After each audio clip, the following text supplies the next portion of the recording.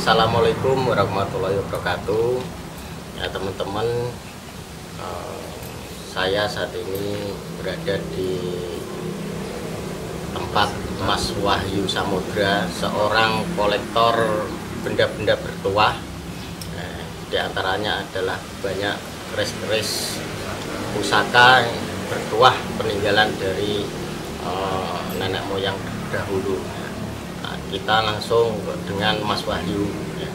Ini ada Mas Wahyu Samudra. Ya. Ini Mas, saya pengen silaturahmi ke sini, ingin mengenal benda-benda bertuah, salah satunya adalah keris. Bisa dijelaskan untuk keris apa dan dari sisi dari peninggalan apa, mana sejarahnya lah, sejarahnya gitu. Nah, ya, sekali. Nenek moyang kita emang meninggalkan suatu suatu sejarah, suatu budaya atau sesuatu hal yang sangat berharga, yaitu adalah benda pusaka. Pusaka sendiri itu mempunyai banyak versi, ada yang bagaimana kita melihatnya itu kalau kita nggak memahami secara lebih detail, kadang kita sebagai orang awam takut atau bagaimana atau merasa bagaimana, tapi sebenarnya pusaka sendiri itu mempunyai filosofi atau mana-mana khusus yang benar-benar di situ mengandung petuah-petuah, ajaran-ajaran ataupun pengetahuan yang luas sekali. Tinggal bagaimana kita bisa memahaminya, jangan sampai kebudayaan ataupun peninggalan leluhur kita itu justru dikuasai orang asing. Ya, bagaimana kita sebagai orang Indonesia, apalagi sebagai orang Jawa, jangan sampai kalah dengan orang-orang luar. Dan masalah pusaka atau keris sendiri itu banyak macam jenis, banyak macam nama, juga eranya, juga sejarahnya. Ya, di sini saya ingin sedikit membuka ataupun mengulas tentang pusaka yang berkaitan dengan wilayah kita sendiri. Ya, pati. Pusaka yang erat kaitannya dengan sejarah ataupun situasi wilayah Pati waktu di era kerajaan dulu. Ini adalah keris sengkelat gajah singo. Keris sengkelat gajah singo ini sendiri mempunyai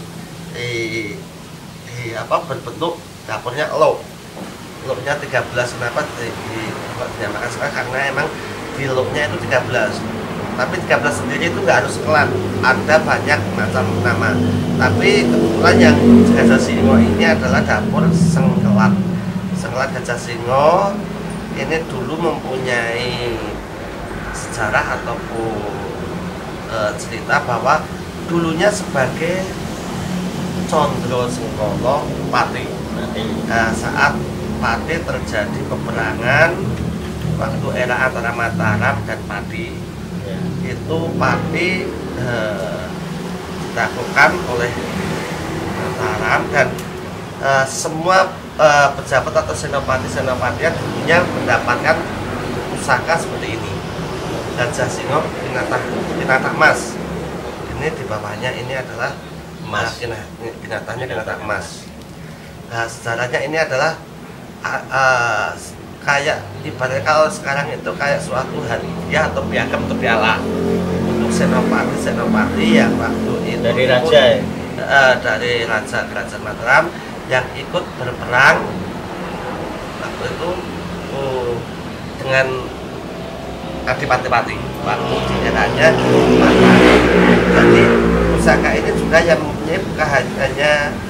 mempunyai bukan sekedar masyarakat awam atau masyarakat jelata waktu pada masanya itu. Jadi dulunya yang mempunyai atau memegang pusaka ini adalah orang-orang yang terhormat atau yang punya pangkat atau yang punya kedudukan atau punya wibawa yang khusus.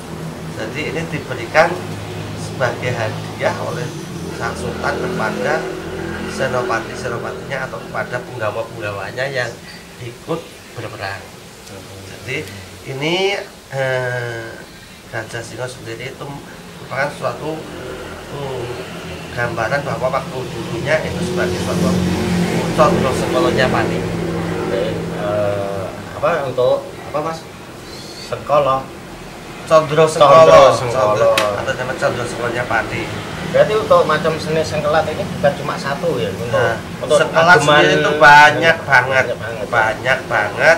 Eranya juga banyak banget, ada dari era Kanoman, era Sultan Agung, era Pakubuwono sampai ke Tuban, sampai ke Majapahit dan seterusnya. Jadi bukan terus kalau sengkelat itu hanya satu, bukan. Iya. Punya juga beda-beda. Nah, kalau yang ini saya pegang ini adalah eranya era Mataram. Mataram berarti kalau di era Sultan Agung. Untuk kaitan dengan zaman kerajaan Pati ini agamanya siapa Mas? Ini sebagai, itu tadi saya bilang sebagai hadiah yang diberikan oleh Sultan Agung kepada para penggawanya atau kepada para senopatinya yang waktu itu ikut berperang saat penaklukan Pati. Mati ya, jadi yang ini yang punya adalah senopati atau penggawa dari kerajaan Mataram.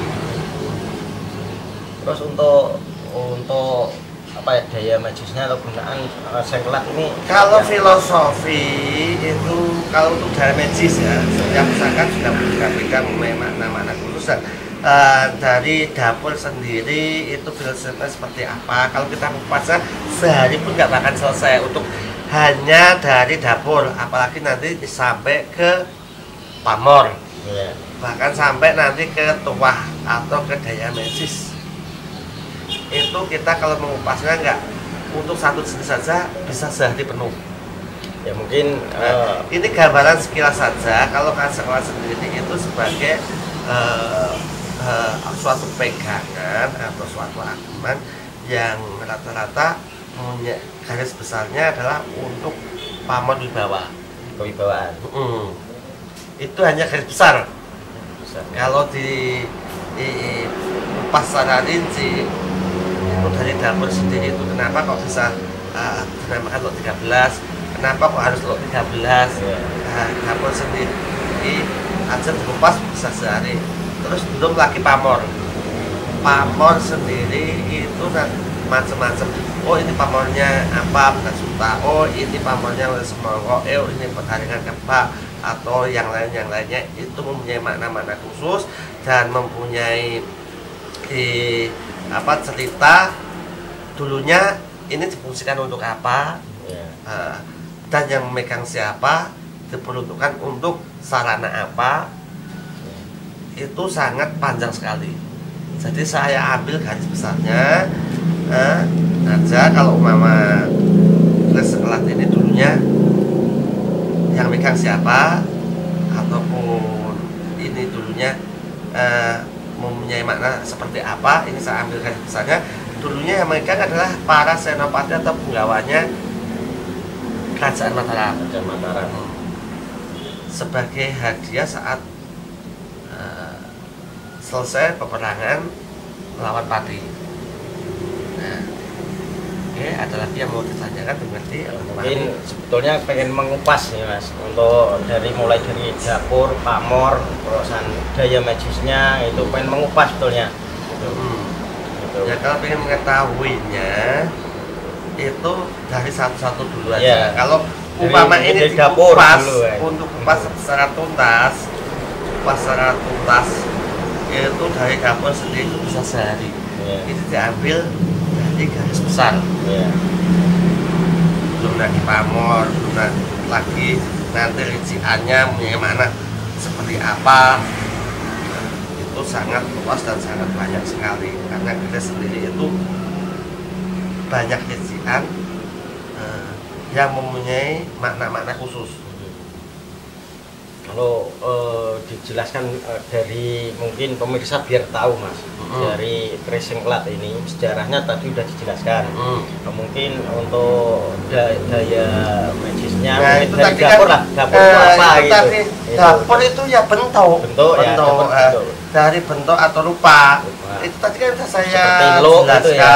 saya ambil kata sengklat sendiri itu adalah untuk pamor dan wibawa. Kewibawaan dan pamor, intinya sebagai ageman dulunya biar orang ini punya kewibawaan atau punya pamor atau karisma diri lah. Lagi seperti untuk mengetahui lebih dalam, lebih jauh lagi tentang berbagai macam pusaka peninggalan leluhur kita, nanti kita lanjutkan di episode yang akan datang.